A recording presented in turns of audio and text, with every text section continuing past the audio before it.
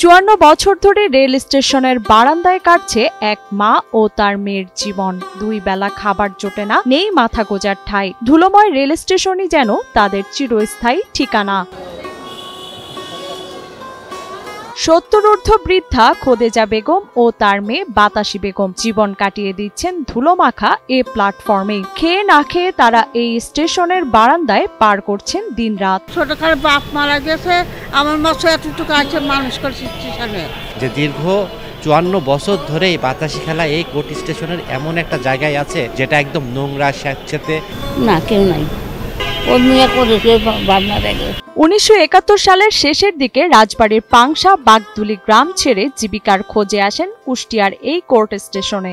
যুদ্ধের আগে খেজুরের রস খেয়ে স্বামী মারা যাওয়ার পর জীবনযুদ্ধে নেমে পড়েন খোদেজা। সেই থেকে শুরু মেয়েকে নিয়ে তার এই স্টেশন জীবন। এমনকি তার কোলের শিশুটি আজও রেল লাইনের ধারে ঘরহীন। স্থানীয়রাও তাকে চেনেন বাতাসি পাগলি নামে।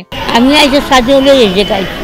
এইখানে থাকে, এখানে মা থাকে, এখানে আমি থাকি ওই জায়গা। ওর মা যখন আমাদের সামনে নিয়ে আসে, 1.5 বছর বয়স, কোলে করে নিয়ে আসে। ওরা ধরো ঘর বাড়িও নাই, কিছু নাই, নিজের পরিচয়ও নাই। এদিকে বাড়িঘর সব থেকেও যেন কিছুই নেই বলে জানান বাতাসি। চাচাতো ভাইয়েরা জোর জবরদস্তি করে সব লিখে নিয়ে তাদের তাড়িয়ে দিয়েছেন বলে দাবি করেন বাতাসি। বাড়িঘর ছিল, টাকা জমি ছিল, স্বাস্থ্য বলে নিয়ে নিতে। আমার শাশুড়ি দিতে, আমার ভাই মরে গেছে, তোমার কি করবো? তাই সেখানে চলে আসছি, 7 দিন পর এখানে চলে আসছি। এখানে ঈশ্বর আগে থাকতো ওই মাথায় থেকে এখন এই মাথায় আসে। তাও ঈশ্বর থাকতে দেয় না, তারাই দেয়, লাত্তি মেরে তারাই দেয়। আজ অফিসার আসছি, চল যাও, ওইদিক যাও, এদিক যাও, আম্মা করে। ওরা কোথায় যাবে? ওদের তো কিছু নাই। ওরা এখানে লাত্তি খেয়ে এখানে থাকে, ঘর ভাড়া নেওয়ার মতন ক্ষমতা নাই যে ঘর ভাড়া নেবে। এরাম বাতাসের পরিচয় নেই, জাতীয় পত্র নেই।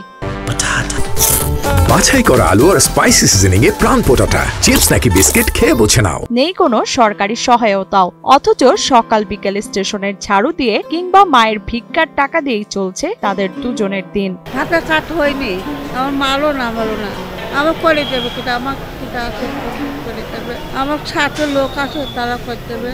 বিক্রি করি, আমার মেয়ে এটা কাজ করে, মেয়ে ঝাড়ু দেয়, ওর পায় 300 করে পায়। স্টেশন কর্তৃপক্ষ তাদেরকে এখানে ঝাড় দেওয়ার বিনিময়ে তাদেরকে কিছু অর্থ সহায়তা করে। বয়সের ভারে ঠিক মতো কথা বলতে পারেন না খোদেজা বেগম। মেয়ে বাতাসির বয়স সঠিকভাবে বলতে না পারলেও তিনি জানান, কুষ্টিয়ায় যখন আসেন তখন মেয়ে কোলের বাচ্চা। এরপর থেকেই এই স্টেশনের আলো বাতাসেই বেড়ে উঠেছে বাতাসি। আমি মারা গেছিলাম কত বছর বয়সে? এখন তুই কোলে তুই মারা গেছে। এখানে কোথায় থাকেন, কিভাবে থাকেন? ওই যে এই যে ফ্রি সাইজ জায়গা, মেয়ের চাহে আমি কেউ একটা জায়গাও দেয় না, কেউ ঘর ভাড়াও দেয় না।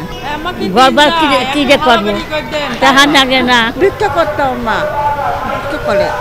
তাছাড়াও আমার মা ওই জোয়ার কালে আসে, আমার মানে আমার ফেলাতে আমার মালিককে বিয়ে করলো না, আমার না মানুষ করলো। স্থানীয়রা জানান, তারা দীর্ঘদিন ধরে মা মেয়েকে এই স্টেশনেই দেখে আসছেন। এখানেই কাটিয়ে দিয়েছে এতগুলো বছর। তাদের দেখার কেউ নেই। সমাজের উচ্চবিত্তরা একটু সহায়তা করলে এরা একটু ভালো থাকতে পারবে বলে আশা করেন তারা। সরকারটা আমার কিছু দেই নাই তো। ওর মা ভিক্ষি করে আর ওই প্ল্যাটফর্মে ঝাড়ঝুট দেয়, এই ধরেন কিছু পয়সাও দেয় স্টেশন মাস্টাররা। এই দিয়ে ওরা যাবজ্জীবনটা এখানে কাটিয়ে গেল। এই সমাজের বিত্তবান মানুষ যারা আছে তারা কিন্তু এই বাতাসি খেলার জন্য যদি তারা এগিয়ে আসে, যদি তাদের কোনো থাকার ব্যবস্থা করে, তাদের একটা কর্মসংস্থানের ব্যবস্থা করে, তাহলে পারে কিন্তু এই অসহায় মানুষগুলা কিন্তু বাঁচতে পারে। এদিকে সমাজের বিত্তবানেরা এগিয়ে আসলে তাদের সহযোগিতা হবে বলে আশা করেন Kushtia court station incharge Itiyara Khatun. বলা হয়েছিল যে তোমাকে 2-3টা টিন দিয়ে রেল লাইনের ওই পাশে ওই যে মূর্তিরা থাকে, এদিকে তোমাকে একটা ঘর বানাই যে তুমি থাকো। ও ভয় পাই, বলে আমরা 2 জন ওখানে যে থাকবো, চুরি ডাকাতি, তারপরে গরমে হেন তেন, ও রাজি হয় না এসবে। হয়তো অনেকে সাহায্যের হাত বাড়াবে ওদের জন্য।